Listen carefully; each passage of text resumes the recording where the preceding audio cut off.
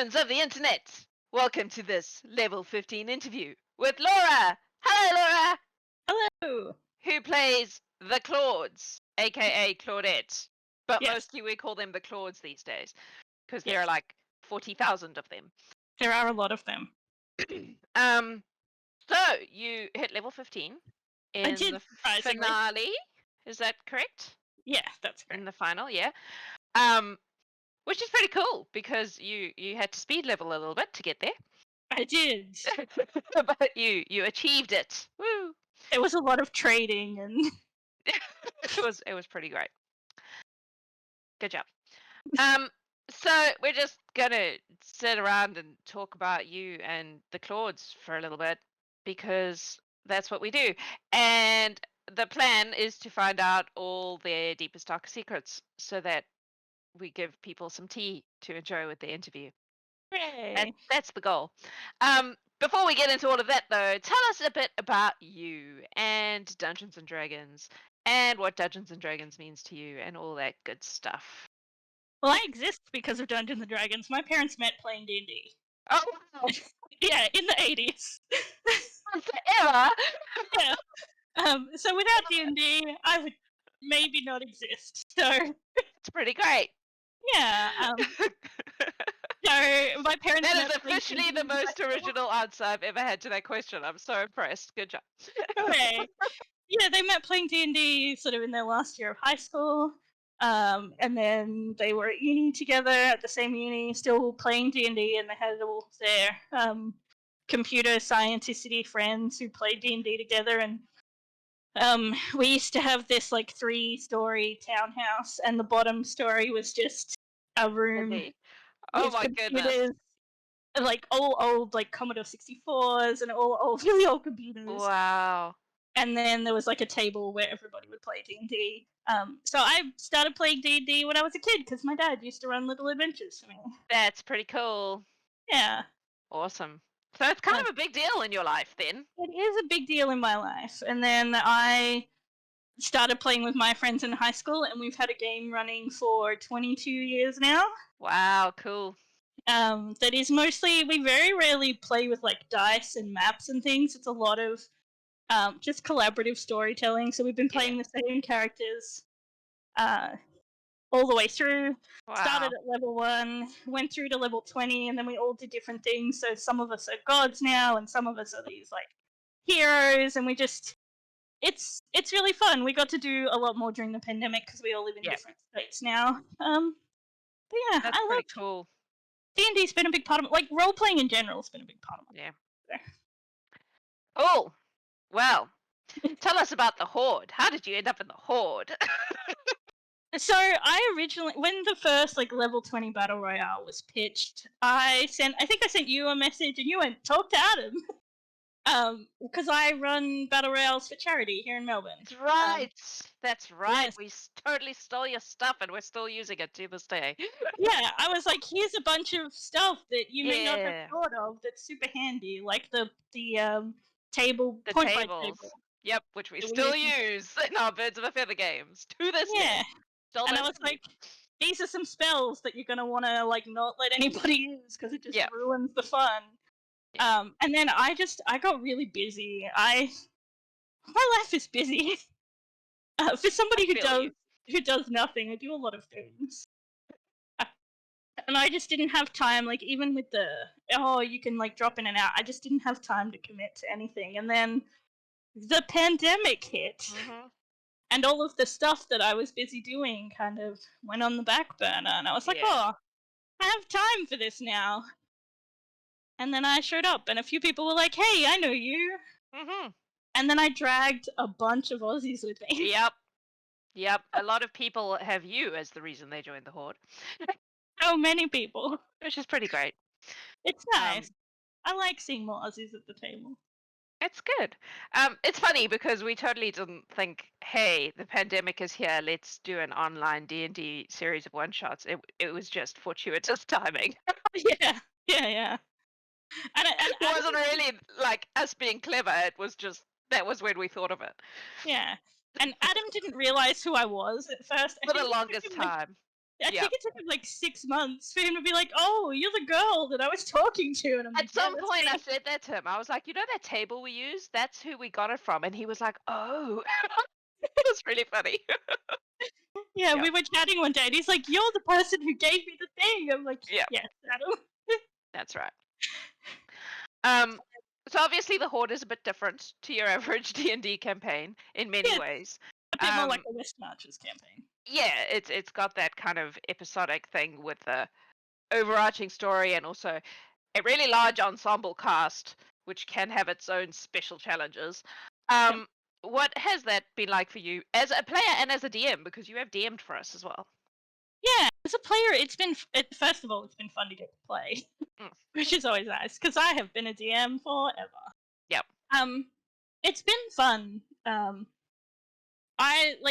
I used to LARP back when the Camarilla was a thing. I know it's still a thing, but it's not so much a thing in Australia anymore. And where we could take our character and like play in different cities, and it was Yeah. and so it's been nice to get to play and meet all these people and all their different characters. And I'm a big lore junkie. It's just become apparent to a lot of people. And so many of the characters are from like homebrew worlds. So getting to hear everybody else's lore has been like every now and again. I think Fernando did it the other day. He's like, "I have a bunch of lore if you want it." And I was like, "Yes, give it to me." Yes, give it to me. Give it to me now. Yeah. Well, you're about to be very spoiled because you're about to walk into my homebrew world. So Yay! it has a lot of stuff. I love homebrew worlds and just the things that people do and the stories that they tell. It's super fun. That's what I love about role playing. So yeah, absolutely. All right, let's talk about the Claudes. Okay. So the Claudes came in after an incident with your previous character led to her leaving very rapidly. we can talk about that if you want. We can talk about Zanashi if you want. But this is mostly about the Claudes. But yeah, so that situation was, from a story point of view, really, really interesting. I enjoyed it. I hope you enjoyed it as much as I enjoyed it. I thought Zen had to leave. Yeah, but it had reached a point where like she was in a corner that we couldn't get her out of. So so how much were the Claudes just you like, oh shit, I need another character? And how much were they kind of waiting in the wings? Oh, they were completely. I was like, oh shit, I need another character. And I went, okay, I'm gonna make a druid because we don't have too many druids because Kayla's player was still studying. Yep. And I was like, okay, I'll make a druid. And then I was looking through all the druid circles, and I'm like, and then I was looking through homebrew circles, and I found one I liked. I was like, okay, and I built an entire character in I think about half an hour. And I went, okay, done. This is us. This is where we're going next. And I spent like 2 weeks spreadsheeting. It's quite a complex character to like throw together because there are many of them. Like, okay, for anyone who is unfamiliar, the Claudes are a changeling. They are. And the way Laura plays the Claudes is that each physical manifestation of this changeling has its own name and personality and whatnot. So yeah, they're not different people though. No, but there's you're playing one character, but you're actually playing a lot of characters. Yeah, and they're all spreadsheeted, and they're all based around different things. So that comes from, I went, okay, changeling, let's go with the backstory. And I just finished reading A Wild Beyond the Witchlight. I'm like, okay, so the changeling, they got dropped off at the Witchlight like when they were born because their parents were like, I don't know, baby. or whatever. The Claudes don't know because they've never met their parents. And so Mr. Witch and Mr. Light, the two Shadowkai that run the Witchlight, are like, oh wow, a changeling, that's super useful. Yeah, the theatre, fuck yeah. Yeah. So the Claudes have been like changing who they are ever since they could like walk and talk. So they never really developed a sense of self. Yeah. But they were like, okay, we need you to be a happy little gnome. So they would become a happy little gnome. Like, okay, we need you to be a big scary orc. So they'd become a big scary orc. So they had these sort of like archetypes that they have. And then after a while, they came to the attention of the Hourglass Coven, who were all, you smell familiar. And so then the Claudes became like the little gopher for the Hourglass Coven, which eventually led to them meeting their grandmother, Baba Yaga, who's like, you're one of mine. Yeah. And that's when they finally got their sense of self. Yeah. So that's a little Jack's Law thing that in my worlds, changelings are a result of archfey lineage in Which some I way. really like. It was Which happened because of Billy. Like that was where that started out. But yeah, it was a thing that I was like, well, it makes sense to me because changelings are something else. They're something nobody quite understands. So And in the it new would book, make sense to they're me that there's a what's that? in the new book, in the multiverse book, they're Fae, which they weren't Yes. Fae before. Which is dumb because of course Yeah. they're Fae. Yeah, right? Yeah, so that the Baba Yaga connection was a direct result of me going to you and going, okay, you're playing a changeling and you're the first person who's done this, and this is this thing that I have going on. So you need to pick someone. And Baba Yaga fit well because did. the homebrew circle that the Claudes have is called the Circle of Witchcraft, and it's all about being like a stereotypical witch. So at their like second level or whatever it is, they get like a token, and then they get like a mount, and then they get a house. Yeah. And so I then had to go back into my spreadsheet, and each of the different aspects of the Claudes are tied to like a different like folklore witch type. Oh, cool. Yeah, so you've got like Can you elaborate? So you've got Claudette's like your typical kind of like hedge witch. And then you've got Claudia, who is their air genasi, who is your like moon worshipping Wiccan. Mm-hmm. You've got Claudine, who is the scary kind of fey elf, who is more of your like Hansel and Gretel. Yeah, that sort of witch. You've got Claudio, who is like a brujo. You've got I don't have the spreadsheet open, so I'm trying to remember the name. It's fine. I hadn't made that connection, but now that you're saying it, I'm like, oh yeah, that makes a lot of sense. Yeah, and then their tiefling form is more of your like satanic worshipping, that sort of stereotypical. The Asama one is your like sun worshipping sort of sangria. Not sangria. Sangria is a drink. Sangria is a drink. But sun worshipping and sangria makes sense to me. So yeah, sun worshipping like Catholic influence. Yep. We've got lots of different types, and they're all in the spreadsheet of like, okay, this is what this person does, and this is what this person does. And that's cool. It originally influenced their spell list as well, but then I was like, Laura, you need to calm down. That's a lot of work. Laura, you need to calm down. Don't calm down. I love this. This is great. Everyone should have a spreadsheet. I am that player with like spreadsheets and notebooks, and yeah. It's so good. It's great. It's great because then when I go, hey, I don't remember XY, you know. You and Kit, you know. Yeah. So I wrote the oddness about the identity stuff, which I feel like we've covered quite well. So Claudette is chaotic evil. She is. In it as far as alignment. I don't generally follow alignments terribly closely. I'm very like, let's just see where the story goes. But that's kind of where she's at in your brain. Can you talk about that a bit? Because that's an interesting choice, especially given the campaign you're in. Yeah, so the thing is, she's not evil in that she wants to take over the world or that she's like a lich or any of that. She's evil because she was like the most powerful influences on her. I say her, them. On the character growing up were the Hourglass Coven, who are 3 hags. And then Baba Yaga.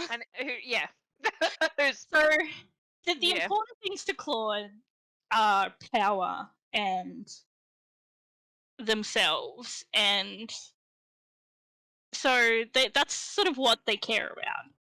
So if you were to take them by like a human value of is this a good person, they're not a good person. No. But not evil in the sense of like, I see what you mean. Yeah, they're not like evil in that they're like a villain, but they're not a good person. And they don't want to do good things. And like if you left them to their own devices, they would screw you over in that way that Fae screw everybody over. Yeah. They're very Fae in their thinking. Yeah. So they are evil, but they're not like a game ruiner. Yeah. Because characters can be evil and not be douchebags. Absolutely. I agree. In fact, some of the most interesting characters, some of those interesting evil characters are not douchebags. Yeah, That's what makes them interesting. Yeah. The way I look at her is she's evil, but she's not a villain. Yeah. Hmm. Yeah.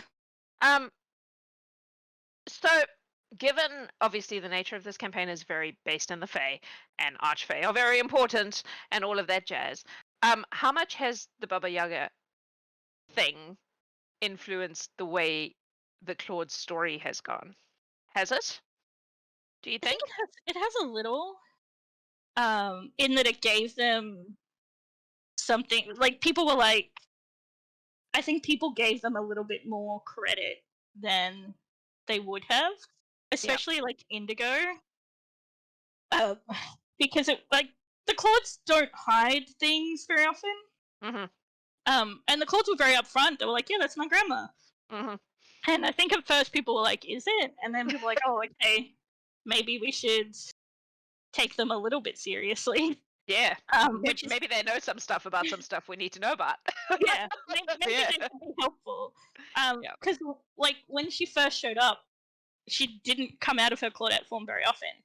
Yeah. Because Claudette is a tiny, excitable gnome and is friendly and is easy to get along with, although a bit annoying. And she was still like sussing people out and was like, okay, who do I need to be around who? And it gave people a reason to like talk to her about things. Yeah. Which was so it did influence it a little.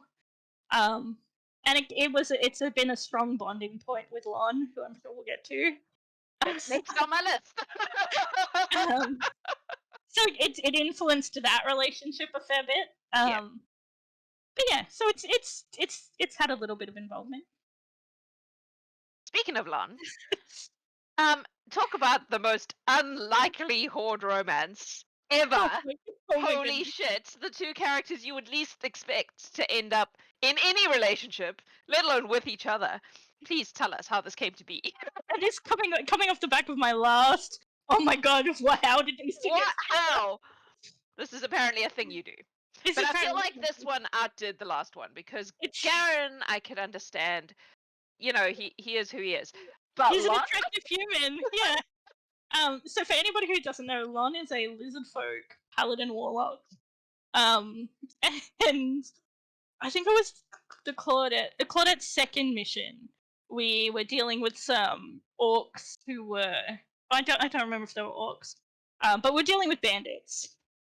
And we get into this cave and we've dealt with most of the bandits and one of them surrendered and Lon immediately killed them. Yeah. Like immediately. Combat was over and Lon killed them. And the entire party was like, what the hell have you just done? Yeah. And we get back and everybody's yelling at Lon.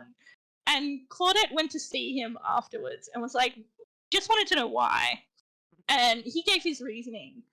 And Claudette was like, oh no, I understand, cool. Yep. She's like, you would really get along with two of my other personalities. I say personality, like two of my other personas.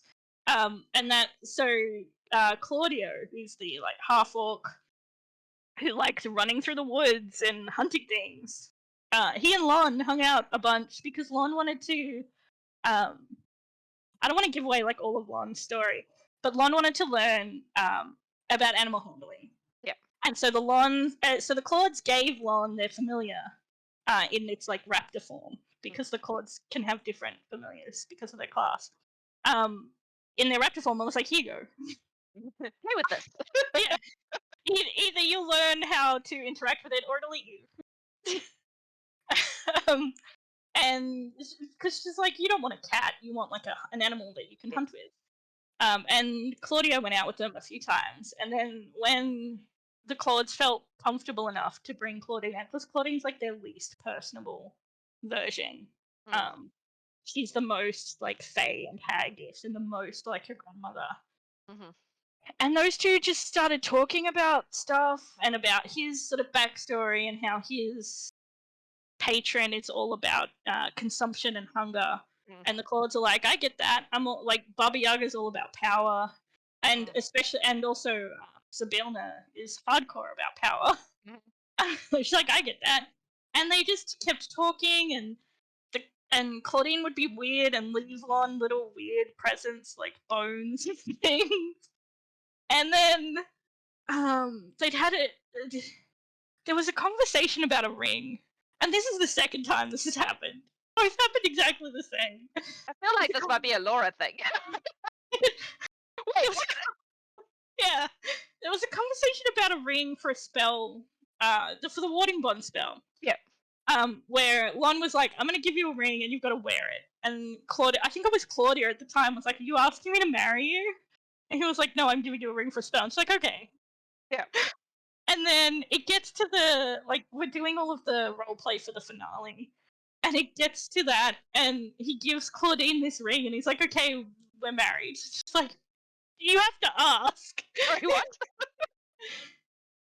And this is after, so when the Claudes reach level 14, their class ability lets them create like a permanent magnificent outfit. It's Yeah. their witch's hut, and they had made it. Claudette had made it, and then after I think about a week, because they can recast it and revise it, they added a big section, like a big conservatory for Lon, because they'd been talking about his home a lot, and the island that he lives on is all like rainforesty. And she's like, Yeah. "Okay."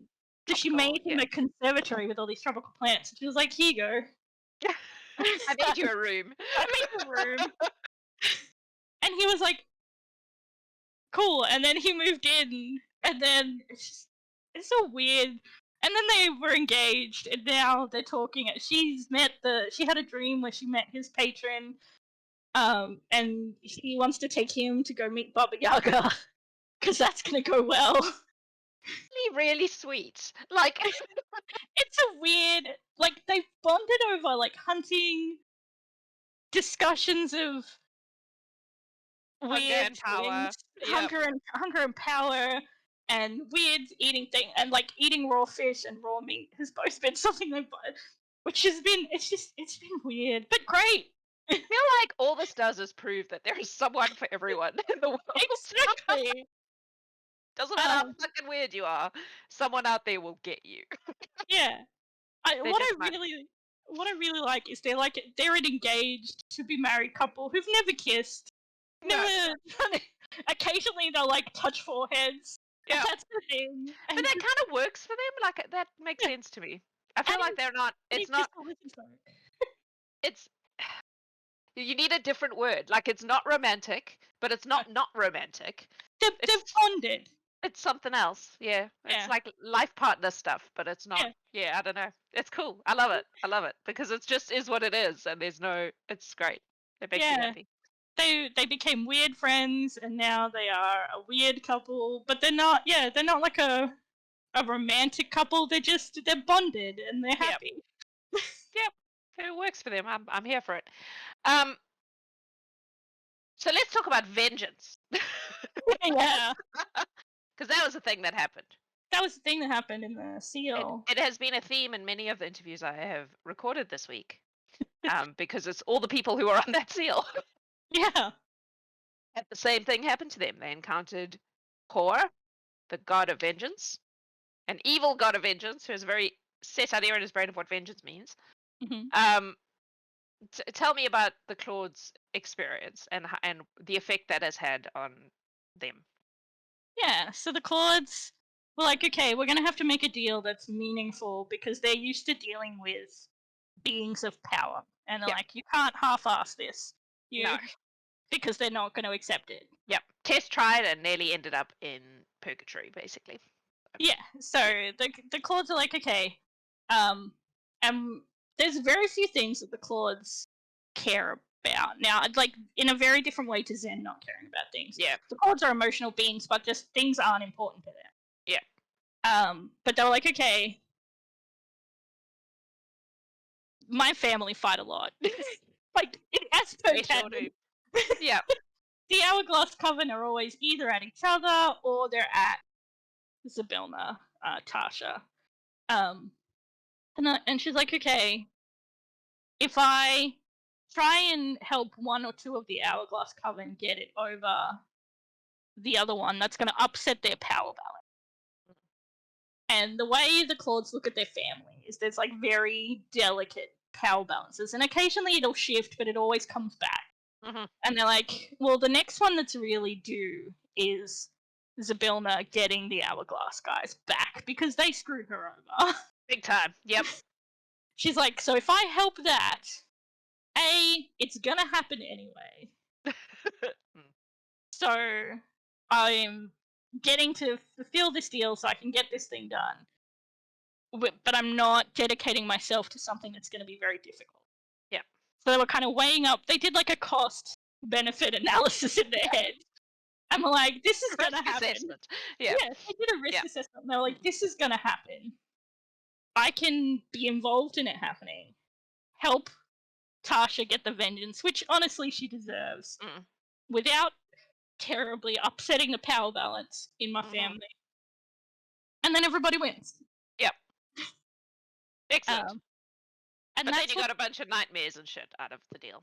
Yeah, which is kind of what shifted them away from Claudette. Yeah. But they spent a lot more time as like Claudine then, because Claudine is the one who is a nightmare to other people. So it was like, I'm just going to hang out in this form and be angry and eat things. Which really mood.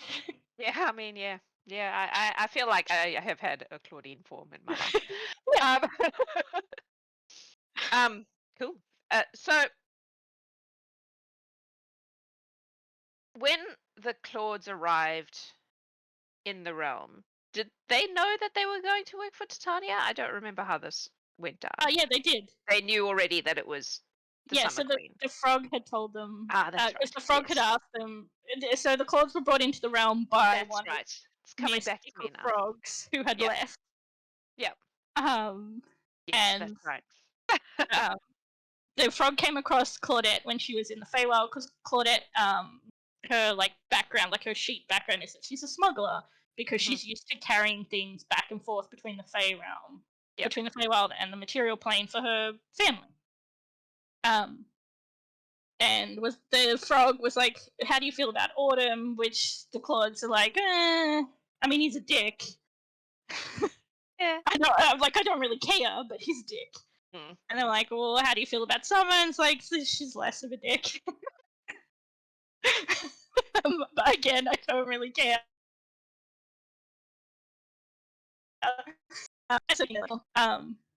You look less summery than usual, because I don't think there'd been any seals at that point. No. And they've kind of kept away from Titania, except for occasionally where they're like, oh, hey, I think this thing might be useful. Yeah. The Claudes go out of their way not to get involved in Fey politics. Because, you know what? They have no interest in Fey politics. Yeah. It's one of those things that happens up there and it actually has no bearing. Well, it also, like, Baba Yaga stays out of the seasonal conflict. She's like, oh, I'm going to be here in my woods. And if you want 100%. me, you can come and talk to me. Yep. And I may help you, or I may turn you into a frog. Yep. Depends on my mood, really. Yeah. And the Claudes are very, like, they take after. Yeah. That had a very big influence on who they are. They're like, I may help you, I may turn you into a frog. Which I got to do in a game. Yeah. Yes, you did. I feel like if you're playing a witchy character, you've got to do it at least once, right? Well, it was in one of the games Lionel ran, which was the Darian Gray game. Yeah. Where the Darian Gray guy, everybody was like exploring his house, and the Darian Gray guy had kind of gone off with Claudette, and they were talking, and as they were talking, he tried to cast sleep on her, and she's like, what the fuck? Dude! And so she just turned him into a frog and put him in her pocket, and went back down to the group and was like, so this happened. And then they're like, okay, we've got to interrogate him. And so she pulled him out of her pocket and, like, licked him and was like, I will eat you if you don't answer my questions. And then let him turn back into himself. And he was like, This is what I mean by the Claudette's a chaotic evil. So good. I love it. I love it so much. Okay, let's talk about people in the Claude's life. Yeah. Obviously, we've spoken about Lon. Is there anyone else in the Horde that the Claudes feel particularly connected to, that they really like? Have strong feelings one way or the other? There was a little group, so and I know that this may have come off weird. There was a little group who had, like, that Lon and Claudette were putting together of, like, if we need to bail, and it wasn't that they didn't want to be there. it was Claudette and Lon had a conversation about how when Fae fight, it's the little people that get stomped on. So they were like, if this all goes to hell, we need an escape plan. Yeah, exit strategy. I understand. Exit strategy. Yeah. So it wasn't we're trying to betray anything. It wasn't any of that. It was we need an escape plan. Yeah. Which I understand that. Titania might have seen it differently, but Jack's got it. Yeah. So it was just a couple of like when I say the smaller characters, like the lower level characters, who were all like the type that would get stomped on. Yeah. And so the Claudes were kind of quite fond of them. The Claudes had a few people that, well, Claudette especially, had a few people that could tell her what to do. Andy was one of them. Bromner was one. She spent a bit of time talking to Bromner about Bryony before Bromner and Bryony was like, just go get the girl. Like, what are you doing? What are you talking to me?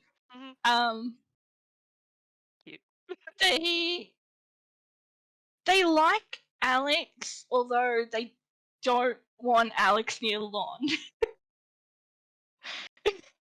Why not? Because Alex is always like, have you met the mistress? Oh, yeah. Yeah. And Claudette's like, this one is not for you. Go away with your Fae peddling nonsense. And which is why she's like encouraging people to make wishes. Oh my god. Yeah. Like the Claudes are like, if people are stupid enough to do that, go for it. But you don't get this one. This one is mine. I licked it. I've literally licked it. It's mine. But they do like having Alex around, and they've spent like, I think one time when their familiar was a squid, they put it in Alex's bathtub. Yeah, I did steal his hat. Max over there. There was a one time the orb had Flapjack, who is a flump from Starjammer. Appear, and he had a pirate hat, like an admiral's hat, and Claudette really wanted that hat, and she couldn't get it. And then Alex was like, "I have a pirate hat," and that led to a whole thing. But yeah, the Claudes aren't like super close to anybody, I think, other than like Lon. But they're quite close with like Chuck and Gally and Brumner. They'll listen to Auntie. They had a few conversations with the Blesseds. One really awkward one when they were Claudio and they were flirting with both Fianna and Garen, who were both like, "I'm taken." But that's just who Claudio is. Okay. Yeah, they like most people. They just, well, they'll be friendly to most people. Is there anyone that they absolutely distrust or dislike or both? I mean, there's lots of people they don't trust. Just about everybody. But not trusting someone as is far as actively disliked, not really. Distrusting, if you know what I mean. They had occasional arguments with people. Oh, wait, you went all robot. Come back. Ah, there we go. Oh, no. Whatever you just said, I missed because it went. Yeah, I don't know if there's anybody, like, they don't really trust anybody except Lon, and even then, like, they trust Lon to be themselves. The Claudes trust people to be themselves. Which is funny because that's Titania's exact thing. Yeah. She trusts herself to be able to predict people's behavior. Yeah. So the Claudes are like, I trust you to act in a way that serves who you are. Yeah. They had a few arguments with people occasionally, but there's no one that, like, the Claudes are very, especially Claudette, will walk away from something and that's it, it's done. They don't hold. They're like, holding on to something puts an emotional weight on me that I don't have to have. Absolutely. Yep. Why do that for something? Yeah. Disliking you gives you power over me. I can't be bothered. 100%. That's like my worldview. Yeah. So they're like they're not willing to give anybody that power over them. Yeah. That's fair. That is a fair approach. Yeah. It's very Fae, I feel like. Absolutely. So are you bringing the Claudes into season 2? At the moment, yes. This Okay. answer's gone back and forth a lot. 'Cause originally, I wasn't going to because I was like, okay, the Claudes have been a lot. Their original purpose was to just like be something very different to Zen. And then story happened, and they got engaged. And she got You're engaged. attached. Yeah. But also my next character, who's all planned out, is tied to Mac's next character, and Okay. Mac wants to level 20 Alex. Finish So I'm Alex, like, yep. I can finish the Claudes. All right. Okay, well, in that case, it slightly changes the way this question goes, because my question is, you've obviously done 10 of the 15 missions that you promised the Summer Queen, which means you have 5 to go. Is there anything that the Claudes want to get out of the remainder of their time in this organization? It's obviously going to be very different. You won't have the realm. It's going to be a very different kettle of fish. But, like, do they have any ambition or whatever? The reason that the Claudes agreed to their deal with the Titan, the reason they're still around is they want power. And this is they're like, deals with Fae are not always great. But this one, they're like, if I stick it out, at the end of it, I will have more power than I could have gotten on my own in this amount of time. Absolutely. They've done that like risk analysis, that Yeah. cost benefit analysis, and they're like, I may die, but I may die anyway. That's true. Like trying to get to this level of power has risks. Yes. And those risks are less with the Horde. That is true. Yeah. There are a lot of resources to mitigate them. Yeah, and there are like people, and so they're like, this at the moment, and through the rest of their thing, the benefits have outweighed the risks. And they were planning for the risks. That's why they had the exit strategy of like, okay, if we're in the Feywild and we can get to one of these points, I can get us out. We'll be in Eberron, and then if people want to come for us, well, then they've got to come to Eberron. I know that, and they don't. Yeah. So that's mostly what they want to get out of it. They would like Lon to not die. They want to spend Lon to not die. Yeah, they want to spend some more time with Lon. Also, they've agreed to help Lon with dragons, so Lon's mistress or Duchess, the Duchess. The Duchess, yeah. Fae in their titles, man. I know, right? Fae. I don't know if she's Fae. But I don't think anyone except me knows the answer to that question. Yeah. Lon's like, she's kind of Fae, kind of a god, and I know what Lon thinks she is. Yeah, and the Claudes are like, well, that makes sense, because the Traveler, and also Baba Yaga. And you're about to go and hang out on Azuria, where Archfey and gods, that is a very blurry line. Line. Her uncle was a human who became a frost giant, who became a demon, who became like a frost giant god. So she's like, yeah, it's fine. Godhood is nebulous. It sure is. Sure is. So at some point we have to go find some dragons and not kill them. We have to like tame them, which is going to be fun. Good luck with that. Yeah. The Claudes are like, if this is what you want, sure, we'll give it a go. We'll give it a go, and then you'll get eaten, and I'll go back to the Feywild, and it'll be Alrighty, time for your favorites. Okay. This is where I ask you for your and we can kind of pull Zen in here if you want. Your favorite Horde moment in your time in the Horde, Zen's favorite Horde moment, and the Claude's favorite Horde moments. It can be an RP thing, like in the Discord. It can be something that happened on a mission. Anything at all. Just a moment where you went, oh yeah. I think the Claude's favorite moment would. That's a tricky one, because there's been a few. Not meant to be an easy question. I did like the claw in the last seal. Why don't you just put it on the ground? Which was that was hilarious, because I was like, I wonder if they're going to realize they could do something, and you were like, hey. So the chords and I have a weird way of thinking, and we're on our seal, and we're up to like the last bit where they're holding this gem that's like giving off these waves of ouchie, and the rest of the group are up in like a rope trick, and I think it was Tess was holding on to it, and the chords are like, why don't you just put it on the ground and come up here with us? There's like nobody else around. Anybody else who wants to get here has to come through the like vengeance god. Just put it on the ground. And everyone's like, "Oh, we didn't think of that," because every other mission somebody had been holding onto it, and the it's funny because I thought of that very early on, and I just kept quiet and I waited to see seal after seal after seal after seal. No one thought of it. Yeah, and so that would probably be the Claude's favorite moment and people actually listen to them and they're like, "Oh, see, I know," and it saved you a lot of damage. It would save them a lot of damage. Saved,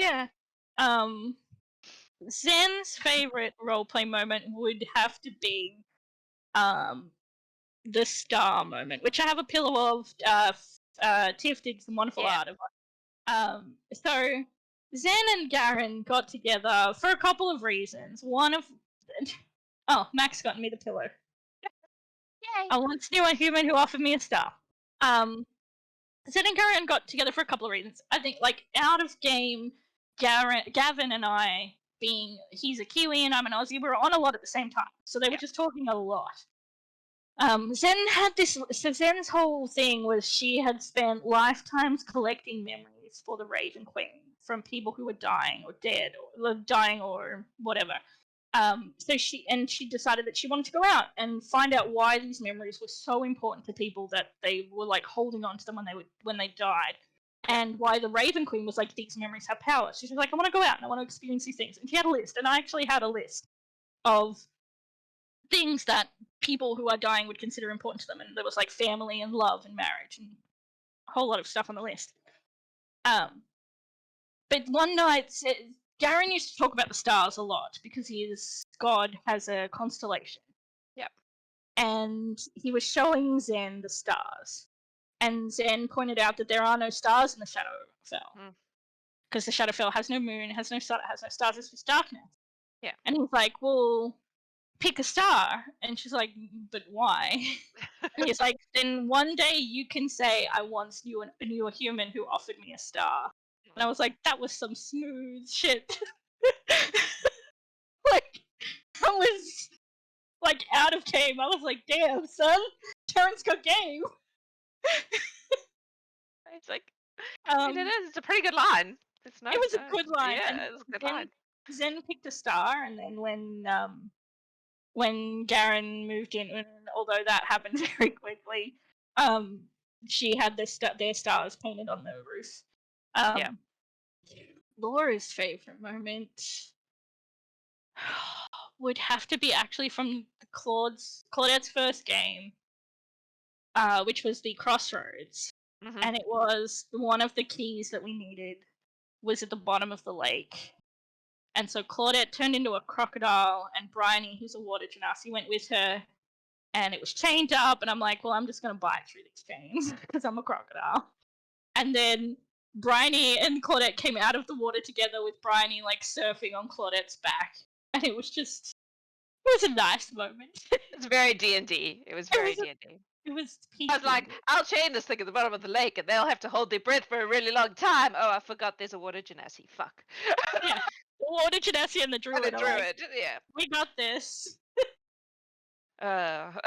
Amazing. All right. Follow-up question. Favorite missions? Again, you can answer for the 3 people in the room, as it were.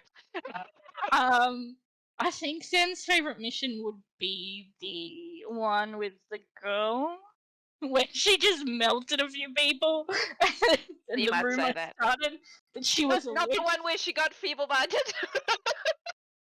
That was a time. I was so fucking impressed with myself. I was like, yes, I got Zenashi. Yep. That was the thing about Zen. Like, so the Claude sheet, I don't really care about it. Because their sheet is not what's important. Yeah.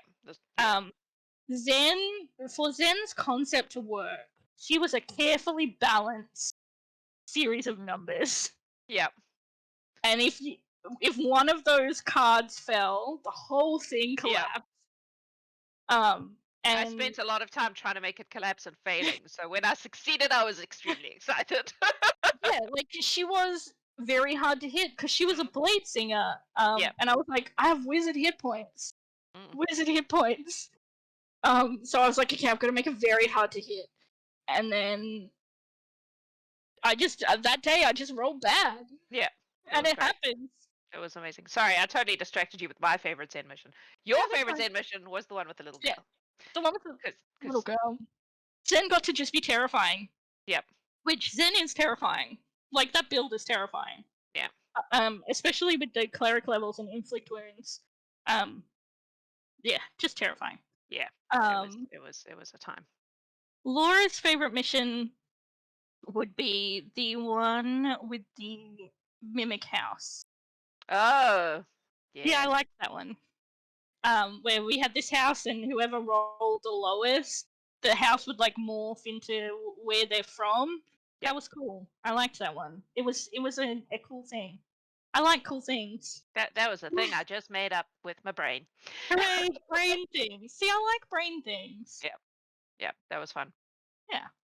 That was it would morph into somewhere where you were comfortable and happy, and then try to eat you. Yeah, so you just and like it made sense that a mimic. The way it went in my brain, I was like, okay, this is like an ancient mimic who is like, I'm too old to be going and getting food.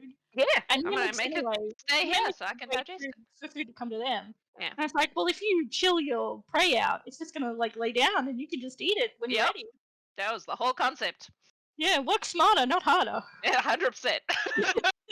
Cool. Well, I'm glad you liked my mimic house. I was quite proud of it. I did like the mimic house. I don't even remember what mission that was. Yeah, no, I'm not. I just remember. It might have been I think it was also the Crossroads. Wasn't that the Crossroads? It may have been. I think it might have been. Yeah. I don't know. I don't remember. Actually, I think it was because the boon of Halazon was detecting mimics. Yeah. There we go. Yeah. I don't know. I'd have to pull. I think it was. It was one of the keys was in the house. Yeah. Yeah. Anyway. So I really and that was the Claude's first mission. Where they got to just they literally like I think showed up in the realm like the day before. Yeah. Because that was Zen was supposed to be on that mission, and then we were like, no, we'll just slide you in.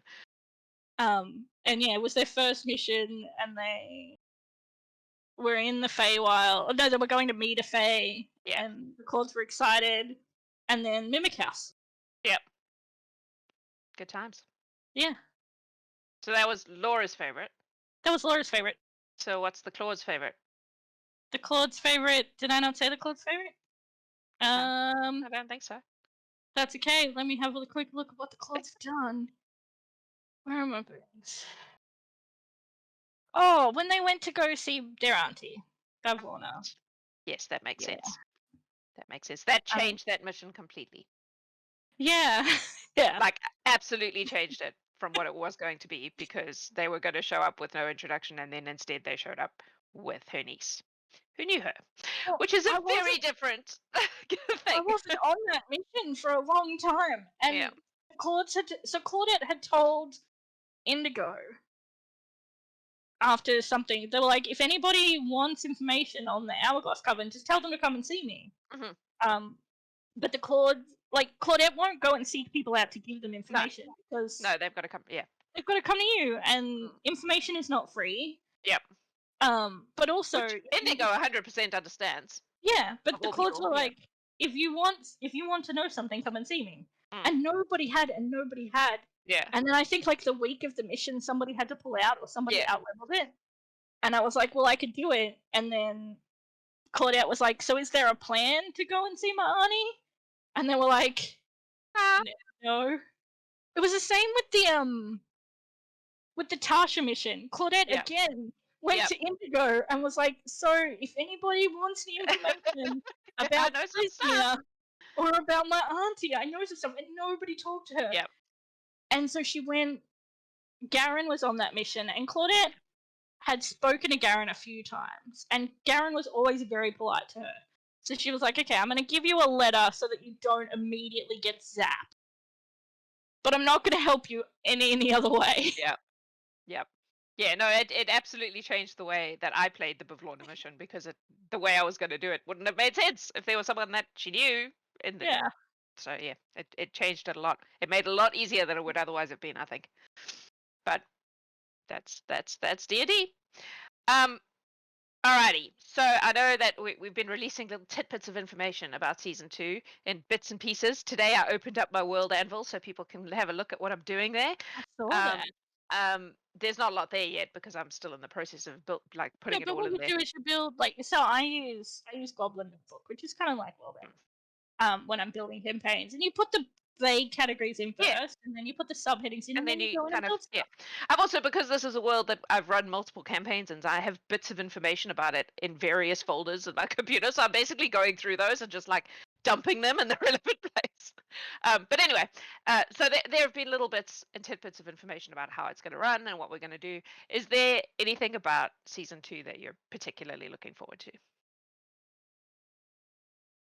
I'm honestly looking forward to Mac and I's new characters. Like, I love playing the Claudes, but Mac and I are bringing in characters who are fated to be together. But so the concept is they ran like what we're calling a funeral home. It's like a temple with a cemetery.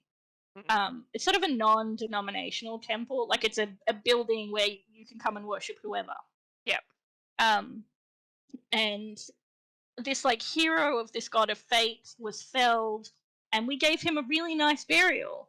And so this fate god was like, I'm gonna give you a reward, and fated them to be together. But because they're not interested in each other romantically, fate has taken it into anytime they get separated, they get brought back together. Up in the same place. And he's playing like a life Amazing. cleric who's a tiefling who's looks very scary but is very like surfer dude, and I'm playing an Asima who looks very friendly, who's a bit uptight. And it's gonna be a lot of fun. I'm excited. And I'm excited to like the Claudes and Lon to see what happens there after going to visit, because they're gonna go visit Baba Yaga and be like, will you marry us? Because to the Claudes there's nobody else that they would have Absolutely bond them with somebody else. Yeah. So we'll see if they survive that. Lon may go from being a lizard folk to being an actual lizard. An actual lizard. Yes. Yeah. You are now a newt. Congratulations. Yeah. So we'll see how that goes. I'm excited about exploring new lore, especially. Yeah. Because there will be plenty of that. I am a total lore is my autistic hyper focus. Yep. Whether it's D&D or Star Wars or whatever. D&D especially though, because I've been playing it for so long. I get super excited about new things that I can incorporate into my brain. Well, we have been doing a lot of late night conversations, hammering out some of the mythology of the place and where it comes from and all sorts of cool stuff. So it's you will have plenty of lore to sup on. Hooray! I'm quite excited about sharing this world, I must say. In terms of missions, now you're a DM. You've been a DM for a very long time, so you're an excellent person to ask this question. We obviously try to be very broad and do a lot of different things. What have we missed? What have we not done that you would like to see us do? I don't know about not done. I quite like haunted houses, and I like puzzles, but I know that puzzles can be very frustrating for people who don't like puzzles. Yeah. I enjoy social missions and missions where you get to roleplay on my jam. The things like the Bavlorna mission. Yep. Those are my where I'm the map doesn't matter, and I run a game on the server that runs on Sundays that we don't stream. Yep. And we will have weeks where I'm you don't need to open Roll20. It's not gonna matter. It's not gonna matter. Yeah. Or I'm and diving into sort of story stuff. And I feel with this is something that this would be what I'm hoping for from season 2. Where we can really dive into like the places and the Yeah. people of the area, rather than. And this is not a criticism or a complaint. It's just how the first season Yeah, was it's set up. just how it went. Yeah. Was just like, okay, we've picked a bunch of different like stories and cool things and NPCs that are important, and we've made missions around them. Yeah. I'm excited to get to explore and to see more missions about. Okay, we need to do a favor for these people because we need to make friends with them. Like, Yeah. I'm more excited about the reasoning behind the mission than the missions themselves. That's fair. That's fair. Yeah. And it is going to be a lot more like that because you are basically dumping this entire organization of people into a country, and not everyone's going to be thrilled about that. So there's going to be a lot of diplomacy and a lot of like trying to smooth feathers and make sure that the Horde is not Where your alienating everyone. Yeah, like where your mission's like, hey, you've got to do a favor for these people because Yeah. we've annoyed them by being here. we have to convince these people that we're not terrible. Yeah. Yeah. I'm excited for that. Mm. I Well, do like haunted houses, though. In that case, you're going to be very happy with the first little part of it. Season Yeah. 2, I predict, because there's a lot of that in the works. Haunted houses is I'm sure that can be arranged. I know Mac has his whole haunted house that's not a haunted house that he talked about, but I'm like, no, give me ghosts, give me like mimics. I also love the classic. Yeah. Like a good gelatinous cube that's hiding in a hallway that you can't see. I'm here for it. Excellent. I have one more question for you that I haven't asked anyone else because I'm curious, really. Because you've been playing D&D for a very, very long time. What's your favorite D&D monster? My favorite D&D monster. So they technically count as a monster. I love the GIF. The hippo. The hippo. Man. Yep. Their lore is really cool. I also love gelatinous cubes because as a DM, you can just do so much with them, and they get kind of joked about a lot. But I'm like a good mimic or a good gelatinous cube. The classics are great. They're classic for a reason. Yeah, and also like just the terrifyingness of a mimic. Anything can be a mimic. Anything can be a mimic, and people kind of forget about, especially when they get to high levels. People tend to forget about them. Yep. And so they'll get, and especially high level rogues will get really cocky about chests. Yep. And having them like being like, yeah, sure, you break open the lock, that's fine, and then the chest eats you. Yeah. Absolutely. You are now lunch. Yeah. Awesome. Alrighty. Sorry. Did you? No. I could ramble about D&D monsters forever. Like, you could get me started on Tomb of Annihilation, and I'd be like, the King of Feathers. Oh my goodness. The T-Rex that spits bees at people, like, terrifying. Yeah, that's great. All right. So obviously this is the point of the interview where people have watched the whole thing and they have come for the secrets. So I now require you, please, to give me one. It can be anything about the Claudes that we don't already know. It can be something they don't even know, if you have such a thing. I mean, the things that the Claudes don't know, I've kind of left, because what the Claudes don't know doesn't matter. Right, fair enough. The Claudes... I had a couple of secrets, and a few of them have come out, like, why the Claudes are the way they are. Yeah.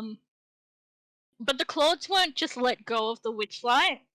They had to make a deal with Mr. Witch and Mr. Light. And one day that deal was going to come up, and they're in trouble. What was the deal?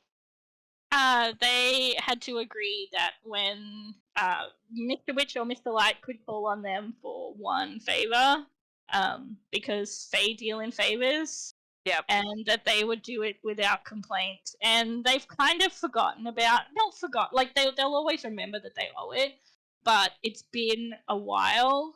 And especially with everything going on in the Horde, they kind of think that they've escaped. But Mr. Witch and Mr. Light are Shadowkai, so one day they're going to come for that favor.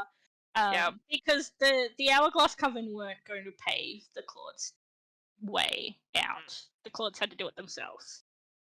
So yeah, that's a dangerous secret to tell your DM. Well, but what's the point of having something like that in your backstory if your DM doesn't know, right? Exactly. That's a good one. Yeah, that's the Claudes have traded. The Claudes have done a lot for the Hourglass Coven, and that's kind of where their sort of morality was formed, and is the reason they are the way they are. They'll be sad, like the whole thing with the Vengeance and Tasha. They're gonna be sad when it's done about having to do something bad to these people who helped raise them, but they also deserve it. So she's like, yeah, they'll get over it. It'll be fine. They'll get me back, and then it'll be fine. And then it'll be fine. That's the problem with vengeance, is it's a cycle. And the Claudes have watched that cycle happen over and over, because it's always two of the Hourglass Covenant, one of the others. And so during the Pavlorna mission, she was like, so have any of the others been visiting? No. Oh, that means you're next. Okay. Yep. And then the other two showed up at the race. Yeah. And she's like, cool. Cool. Yeah. Alrighty. Well, do you have anything else you would like to tell us? No, it's been fun. I have enjoyed DMing for people. I know that I am known to be a lot harsher of a DM and more likely to. Your dice are just harsher than my dice. My dice are fucking terrible. I'm also like, I don't pull punches as a DM because I'm like, well, you've signed up to be heroes, and heroes don't make their name by coasting through. Yep, fair enough. You've been offered these huge moons by the lady. I'm gonna make you earn them. I didn't get to kill anyone on stream, which I'm sad about. I did do some emotional damage though, so that's the best damage in my experience. That's the damage I'm very good at because I don't need to roll dice for it. I can just tell a good story, and I can do that. Giving Marky an existential crisis, I think, is still one of my favorite things to have done. Yeah. I know Mac gets mad about my trolls rolling in that 20 on a intelligence save. Oh, good. But yeah, it's been a lot of fun DMing. Hopefully I might have a chance to do some more in Season 2, but we'll see what happens. There will definitely be opportunities for other DMs. Yeah. That is a thing we're working on. In an attempt to make not the whole story rest on my shoulders, because that is a lot. Yeah, that's important. You need to have other people. And also, I know that there's some other things, secret things in the works, where people will get to see me DM again. Yeah. Secret things, woo! Secret Currently held back only by the true BBEG of D&D. Scheduling. Hooray, scheduling. I'm excited for Season 2. I'm excited for lore. I'm also excited to see all the new characters. Yes. We will have a lot of new characters. It's going to be good. Yeah. Yeah. We've talked a lot. We have talked a lot. I just, All right. Well, thank you for your time and for being part of this thing and for how much you put into it in the background. It is noticed by those of us who don't know all the D&D books off by heart. I appreciate being able to go, hey, what does this actually mean? And have someone who actually knows the answer. It's great. Also, with Season 2, we'll be able to put all the stuff in the wiki. The wiki will happen. That's a you thing, and I'm grateful that you have taken that on so that I don't have to. Yeah, but I'll be able to put information in it, and then you can have your secret world anvil, and we can have public information on the wiki. Yay! So thank you for everything, and also for hanging out with me tonight and talking about your characters, because we did sneak a bit of Zen in there. Zen gets to take the secrets to the grave. Yep, she does, because that's how the story rolled. If you're watching this on YouTube, tootle on over to Twitch and hit the follow button, because we have a lot of stuff coming up in the next couple of months. We'll be doing a lot of Birds of a Feather, trying to catch up on all our reward games that we didn't have time for at the end of season 1, because we were cramming as many Horde games in as we could to get everybody leveled up. So there'll be a lot going on, and you shouldn't want to miss any of it. So you should definitely go and do the thing so that you get notified. Birds of a Feather Wizard will have Zen's mum in it. Oh, that's true. That's Yep. true. Yeah. Yeah, and thank you for watching, and we love you for being in our community. Wherever you are, whatever you are doing, have a beautiful time zone.